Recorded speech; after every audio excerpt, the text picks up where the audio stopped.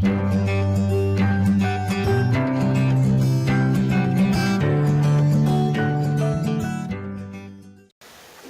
warahmatullahi wabarakatuh. Kembali lagi bersama saya Siti Maryam. Di sini saya akan menyampaikan materi bab 9 setara kelas 10 kelas 11 mengenai integrasi nasional dalam Bhinneka Tunggal Ika. Nah, di sini ada pengertian integrasi nasional. Apa sih pengertian integrasi nasional? Integrasi nasional adalah usaha dan proses mempersatukan perbedaan-perbedaan yang ada pada suatu negara sehingga terciptanya keselarasan dan keserasian secara nasional. Seperti yang kalian semua ketahui ya, bahwa Indonesia itu merupakan bangsa yang sangat besar, baik dari kebudayaannya ataupun kewilayahannya. Di satu sisi hal ini membawa dampak positif bagi bangsa karena Anda sekalian semua ini sebagai warga negara Indonesia bisa memanfaatkan kekayaan alam Indonesia secara bijak atau mengelola budaya-budaya yang berlimpah untuk kesejahteraan rakyat. Tetapi selain menimbulkan sebuah keuntungan ini, hal ini juga akhirnya menimbulkan masalah yang baru. Nah, sebagaimana kita ketahui bahwa wilayah dengan kebudayaan yang melimpah itu akan menghasilkan karakter atau manusia-manusia yang berbeda pula gitu ya, sehingga dapat mengancam keutuhan bangsa Indonesia. Nah, di sini ada syarat-syarat integrasi. Nah, apa saja sih syarat-syaratnya? Yang pertama, bahwa anggota-anggota masyarakat itu merasa bahwa mereka semua berhasil untuk saling mengisi kebutuhan-kebutuhan yang satu dengan yang lainnya. Ya, yang selanjutnya ada terciptanya kesepakatan bersama mengenai norma-norma dan nilai-nilai sosial yang dilestarikan dan menjadikan satu pedoman. Kemudian norma-norma dan nilai sosial dijadikan aturan yang baku dalam melangsungkan proses integrasi sosial. Nah, di sini ada faktor pendukung integrasi. Yang pertama, adanya rasa senasib dan seperjuangan ya, yang diakibatkan oleh faktor-faktor sejarah. Adanya ideologi nasional yang tercermin dalam simbol negara, yakni Garuda Pancasila dan semboyan Bhinneka Tunggal Ika. Nah, adanya sikap dan tekad keinginan untuk kembali bersatu dalam kelangsungan bangsa Indonesia seperti yang telah dinyatakan dalam Sumpah Pemuda. Nah, kemudian adanya ancaman dari luar yang menyebabkan adanya persatuan dan munculnya semangat nasionalisme dalam kalangan bangsa Indonesia. Nah, selanjutnya ada faktor yang menghambat integrasi. Nah, bahwa masyarakat Indonesia ini sangat heterogen ya, beraneka ragam dalam faktor-faktor kesuku bangsaan, kemudian dengan masing-masing kebudayaan daerahnya yang berbeda-beda, bahasa daerah yang berbeda-beda, dan agama yang dianut, ras, dan sebagainya. Wilayah negara yang begitu luas, terdiri atas ribuan pulau yang dikelilingi oleh lautan yang luas. Nah, lemahnya nilai-nilai kebudayaan bangsa akibat kuatnya pengaruh budaya asing yang tidak sesuai dengan kepribadian bangsa Indonesia, baik melalui kontak langsung maupun kontak tidak langsung. Nah, yang terakhir di sini ada besarnya kemungkinan ancaman, tantangan, hambatan, dan gangguan yang mendorong keutuhan, kesatuan, dan persatuan bangsa, baik yang berasal dari dalam maupun dari luar. Selanjutnya kita bahas mengenai ancaman dan tantangan integrasi nasional. Nah, di sini perlu ada lembaga-lembaga pemersatu melalui stakeholding yang dilandasi oleh pemikiran seorang ilmuwan, yaitu Benedict Anderson, yang menganggap bahwa nasionalisme sebagai ideologi yang membentuk suatu masyarakat imajiner atau imaginary communities. Dalam masyarakat imajiner ini membuktikan kebenaran teori Geertz tentang perlunya lembaga-lembaga pemersatu, sehingga ketika pencetus ideologi nasionalisme atau para founding father ini sudah meninggal, negara masih tetap bertahan dan tidak terjadi disintegrasinya. Uraian tersebut secara singkat tentang lembaga pemersatu yang dimaksud adalah sebagai berikut. Yang pertama, birokrasi sipil dan militer. Nah, lembaga yang paling dominan dan yang paling penting diperlukan adalah kekuatan militer, atau kita bisa tahu dengan TNI ya, yang jika diperlukan dapat memakai penguasaan dan monopolinya atas alat-alat kekerasan atau seperti alat-alat perang, senjata, dan kendaraan-kendaraan perang. Nah, untuk mempertahankannya dan bahkan untuk membangun negara, kerangka pemikiran tradisional, bahkan gejala universal kaum militer di dunia. Peranan militer ini sebagai benteng terakhir ya, man of the last resort, mempertahankan keutuhan negara. Kemudian ada partai politik. Nah, partai politik di Indonesia merupakan perwujudan dari ideologi nasionalisme yang paling berhasil gitu ya. Jadi ideologi nasionalisme yang dibawakan oleh partai politik di Indonesia cukup berhasil. Nah, partai politik yang berideologi nasionalisme dapat menjembatani gitu ya, menjembatani perbedaan etnik yang tajam. Ini dapat dibuktikan oleh sejarah bahwa partai politik yang berajaskan etnik boleh dikatakan kurang berhasil, bahkan gagal.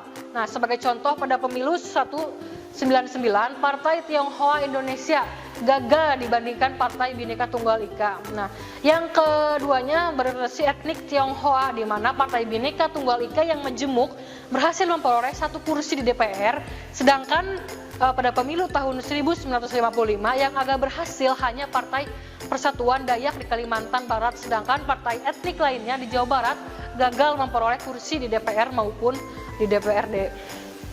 Yang selanjutnya ada sistem pendidikan nasional. Nah, sistem pendidikan nasional ini sebagai alat dasar gitu ya, alat integrasi nasional yang terutama karena sifatnya yang menciptakan elit nasional yang kohesif. Pendidikan nasional itu mulai dari SD sampai dengan perguruan tinggi menjadi alat pemersatu baik melalui kurikulum nasional, bahasa pengantar maupun sistem rekrutmen siswa, mahasiswa maupun tenaga pengajar yang bersifat nasional. Selanjutnya ini ada kemajuan komunikasi dan transportasinya. Sebagaimana kita ketahui bahwa saat ini sedang dalam zaman globalisasi, bahwa peranan media massa itu seperti koran, majalah, TV cukup sangat penting ya di Indonesia sebagai alat integrasi nasional. Banyak koran maupun media massa lainnya yang terlibat di Jakarta, tetapi penyebarannya menjangkau sampai ke seluruh Indonesia. Nah, alat komunikasi lainnya adalah telepon. Kemudian yang menjalani perkembangan pesat sejak pemerintahan Orde Baru sampai dengan sekarang ini. Nah, seiring dengan modernisasi telekomunikasi yang dimonopoli oleh Telkom dan Indosat, sifatnya itu integratif dari telepon. Dari telepon ini dibuktikan dengan banyaknya percakapan interlokal ya, antara kota yang mencakup rata-rata 30% dari biaya langganan telepon per bulan. Nah, perkembangan yang cepat dalam bidang transportasi mengakibatkan terjadinya mobilitas geografis penduduk yang lebih cepat tuh ya, aman, nyaman dan murah. Selanjutnya ada gangguan integrasi nasional. Yang pertama dari letak geografi ya di sini. Bahwa letak Indonesia itu yang terdiri pulau-pulau dan kepulauan memiliki karakteristik yang berbeda-beda, bahwa daerah yang berpotensi untuk memisahkan diri adalah daerah-daerah yang paling jauh gitu dari ibu kota, atau daerah yang besar pengaruhnya dari negara tetangga atau daerah perbatasan. Nah, daerah yang mempunyai pengaruh global yang besar seperti daerah wisata atau daerah yang memiliki kekayaan alam yang sangat berlimpah. Kemudian gangguan dari demografi, di sini ada pengaruh atau perlakuan pemerintah pusat dan pemerataan atau penyebaran penduduk yang tidak merata merupakan faktor dari terjadinya disintegrasi bangsa, selain masih rendahnya tingkat pendidikan dan kemampuan sumber daya manusianya. Selanjutnya dari kekayaan alam. Kekayaan alam Indonesia ini sudah sangat beragam sekali dan berlimpah ruah ya. Dan penyebarannya pun tidak dapat merata gitu ya. Dapat menyebabkan kemungkinannya terjadi disintegrasi bangsa, karena hal ini meliputi hal-hal seperti pengolahan, pembagian hasil, pembinaan apabila terjadi kerusakan akibat pengolahan gitu ya. Kemudian dari ideologi. Nah, akhir-akhir ini agamanya sering dijadikan pokok masalah dalam terjadinya konflik di negara ini. Hal ini disebabkan karena kurangnya pemahaman terhadap agama yang dianut dan agama lain gitu ya.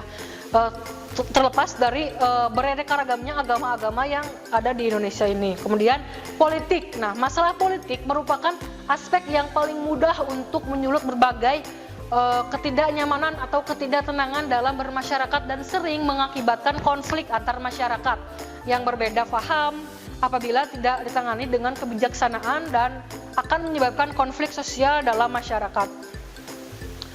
Nah, selanjutnya gangguan yang selanjutnya itu ekonomi. Bahwa krisis ekonomi yang berkepanjangan semakin menyebabkan sebagian besar penduduk hidup dalam taraf kemiskinan. Kemudian sosial budaya. Pluralitas kondisi sosial budaya bangsa Indonesia merupakan sumber konflik tata nilai yang sering terjadi saat ini, yakni konflik antara kelompok yang keras dan lebih modern dengan kelompok yang relatif terbelakang. Kemudian ada pertahanan keamanan. Kemungkinan disintegrasi bangsa dilihat dari aspek pertahanan dan keamanan dapat terjadi dari seluruh permasalahan aspek Astagatra itu sendiri. Nah, di lain pihak turunnya wibawa TNI dan Polri akibat kesalahan di masa lalu, di mana TNI dan Polri digunakan oleh penguasa sebagai alat untuk mempertahankan kekuasaannya, bukan sebagai alat pertahanan dan keamanan negara. Ada bagaimana sih cara meningkatkan integrasi nasional. Yang pertama, bahwa kita mempunyai semboyan Bhinneka Tunggal Ika, yang artinya bahwa kita itu berbeda-beda tapi tetap satu tujuan. Nah, di sini bahwa Bhinneka Tunggal Ika itu dituangkan dalam sila ketiga, yakni dalam Persatuan Indonesia, yang merupakan landasan hukum dalam hal integrasi bangsa dan negara, serta sebagai motivasi perbuatan baik di kehidupan masyarakat. Semangat Bhinneka Tunggal Ika ini sangat diperlukan untuk memperkukuh persatuan Indonesia yang merupakan syarat penting untuk menjadi Indonesia negara yang kaya akan potensi. Selanjutnya dengan cara meningkatkan integrasi nilai-nilai Indonesia yang ada dalam Pancasila dan Undang-Undang Dasar 1945. Penyatuan berbagai kelompok sosial budaya dalam satu kesatuan wilayah dan dalam satu identitas nasional. Nah, di sini ada strategi untuk mempertahankan integrasi nasional. Yang pertama ada strategi asimilasi. Nah, asimilasi ini adalah proses percampuran dua macam kebudayaan atau lebih menjadi satu kebudayaan yang baru, gitu ya. Dimana dengan percampuran tersebut akan budaya tersebut akan melebur, gitu ya, masing-masing menjadi satu, sehingga dalam kebudayaan yang baru itu tidak tampak lagi identitas masing-masing kelompok atau. Nah, bahwa di sini negara mengintegrasikan 191 masyarakatnya dengan mengupayakan agar unsur-unsur budaya yang ada dalam negara itu benar-benar melebur menjadi satu dan tidak lagi menampakkan identitas budaya kelompok atau budaya lokal. Nah, contoh dalam asimilasi di sini ada contohnya adalah perkawinan antar suku sehingga terjadinya pembauran, gitu ya, pembauran dari kebudayaan masing-masing individu sehingga muncul kebudayaan yang baru. Selanjutnya ada strategi akulturasi. Di sini akulturasi adalah proses percampuran dua macam kebudayaan atau lebih sehingga memunculkan kebudayaan yang baru di mana ciri-ciri budaya asli pembentuknya masih tampak dan kebudayaan baru tersebut, gitu ya. Nah, dengan demikian bahwa kebudayaan baru yang terbentuk tidak melulu semua unsur budaya pembentuknya. Apabila akulturasi ini menjadi strategi integrasi dan yang ditetapkan oleh pemerintah satu negara, berarti bahwa negara tersebut mengintegrasikan masyarakatnya dengan mengupayakan adanya identitas budaya bersama, namun tidak menghilangkan seluruh unsur lokal atau budaya kelompok atau budaya lokal tersebut. Contoh akulturasi di sini adalah antara budaya Hindu dan budaya Islam yang tampak pada seni arsitektur masjid di Kudus. Nah, kemudian di sini strategi pluralis. Nah, di sini bahwa paham pluralis merupakan paham yang menghargai terdapatnya perbedaan dalam masyarakat.